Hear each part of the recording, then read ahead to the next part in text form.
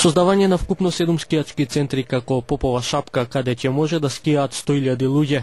Ова е максималниот капацитет на Шарпланина, односно местноста Рудока, каде се наоѓа Попова шапка, но и сличните предели Јелак, Лешница, Джинибек, Кривошија, Ваков и Тетовска зона. Според научниот труд на професор Мирчо Савовски, валоризација на природните потенцијали на Шарпланина можно е да се привлечат толку многу посетители, доколку се искористат можностите на сите 7 предели.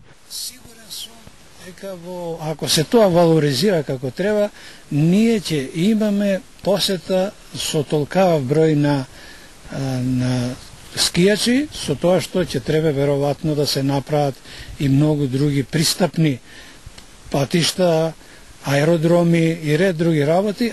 Според Савовски, ваквиот зимски комплекс би наликувал на Зермат во Швајцарија. Попова шапка како центар кој сега е во функција опфаќа максимум 5 до 6 илјади скијачи на сад. Замислите, тоа е од прилика една десетина од и помалку од она све што може да се направи на инфраструктурата, односно дотреността е проблем кој сега оневозможува на Попова шапка да има што повеќе скијачи.